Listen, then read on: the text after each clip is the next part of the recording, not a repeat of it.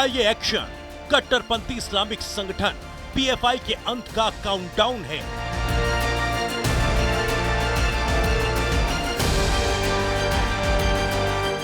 क्या जांच एजेंसियों के ताबड़तोड़ धावे सबूत हैं कि पॉपुलर फसादी ऑफ इंडिया के नाम से मशहूर हो चुके पीएफआई की दुकान अब बंद होने वाली है? 22 सितंबर को 15 राज्यों में एनआईए की रेड के बाद जो सबूत हाथ लगे, उसके बाद फिर 8 राज्यों में पीएफआई पर स्ट्राइक का राउंड 2 शुरू हो चुका है। यूपी, एमपी, पंजाब, दिल्ली, केरल, कर्नाटक और गुजरात समेत 8 शहरों से पीएफआई के करीब 250 वर्कर्स पकड़े गए। कई जगहों से संदिग्ध सबूत मिले।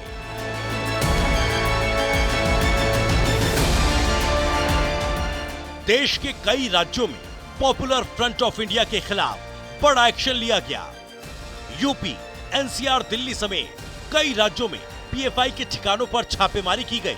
इसी कड़ी में सीतापुर में पीएफआई के सक्रिय सदस्यों की तलाश में एटीएस और एसटीएफ ने जॉइंट ऑपरेशन में छापेमारी की। एसटीएफ और एटीएस ने जिले में खैराबाद और रामपुर कला थाना क्षेत्र और बीकेटी क्षेत्र में देर रात छापेमारी की। संयुक्त टीम ने थाना क्षेत्र से 2 संदिग्ध उठाए।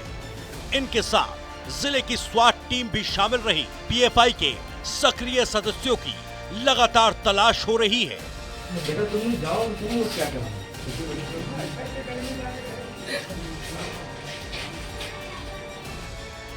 सब कुछ गोपनीय तरीके से करते हुए जॉइंट ऑपरेशन में जिले की स्वाट टीम को शामिल किया गया।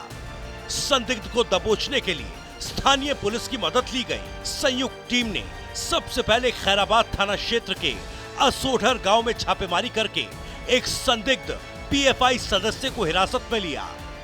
फिर टीम रामपुर कला थाना क्षेत्र पहुंची। रात में ही इसी इलाके से एक संदिग्ध को हिरासत में लिया गया।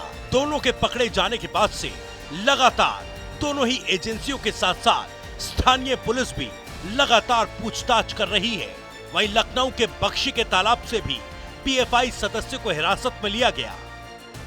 हमारे 2 बच्चों को ले गए। बड़ा बच्चा अब्दुल वहीद उर्फ आजाद, वो टीचर है। दूसरा बच्चा हमारा पीएचडी कर रहा है, लास्ट ईयर है। उसका नाम अब्दुल मजीद उर्फ हैदर है।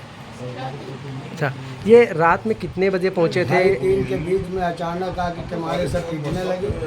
करीब 100 आदमियों से ज़्यादा थे सब लोग। और जैसे कि हमारे खोले वह पूरे घर में छा गए, ऊपर से नीचे तक सब उलट पलट के अजीब तरीके से।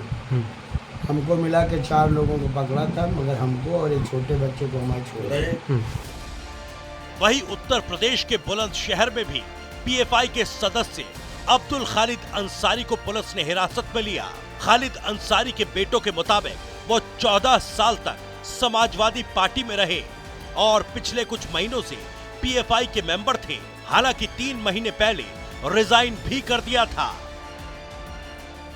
देर रात 3 बजे एनआईए और एटीएस की टीम पहुंची। घंटों चली छापेमारी में कई अहम दस्तावेज बरामद किए गए। एनआईए और एटीएस की टीम ने 6 लोगों को हिरासत में लिया।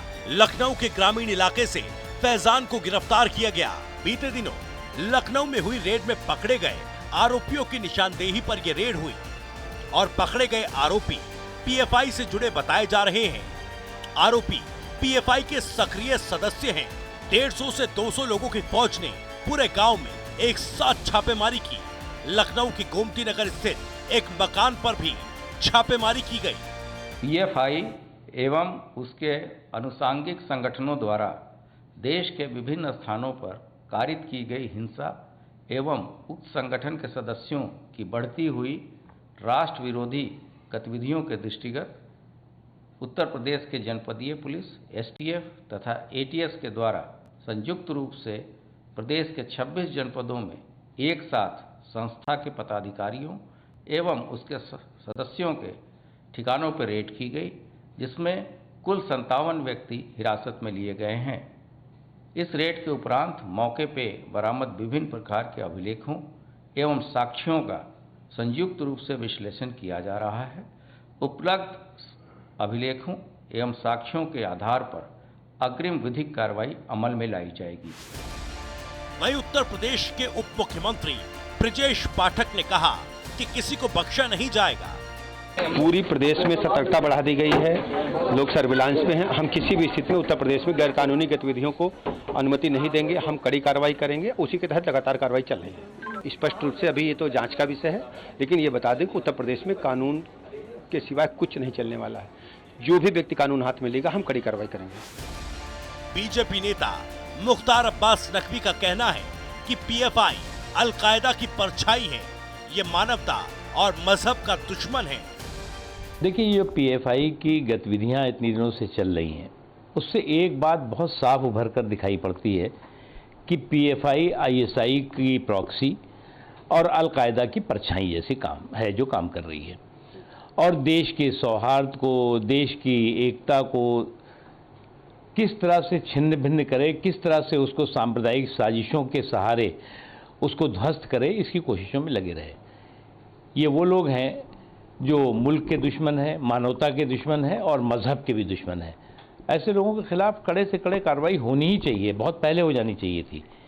लेकिन अब इनकी एक के बाद एक इनकी कलई खुल रही है, इनके तमाम। और सबसे बड़ी बात यह है कि ये अपने आप को उन्होंने पॉलिटिकल पार्टी भी बीच बीच में हिडन एजेंडे के साथ काम कर रहे थे। तो ये लोकतंत्र के खिलाफ भी एक खतरनाक साजिश थी। न केवल भारत के सौहार्द और भारत के भाईचारे और एकता को छिन्न भिन्न करना, बल्कि हिंदुस्तान की डेमोक्रेसी, दुनिया के सबसे बड़े लोकतंत्र को भी नुकसान पहुंचाने की कोशिश कर रहे थे। इसलिए कार्रवाई ठीक है। जाहिर है पुलिस रिकॉर्ड्स में पीएफआई की क्राइम फाइल जिस तरह से लंबी होती जा रही है, उसे देखकर लग रहा है कि अब पीएफआई का वक्त आ चुका है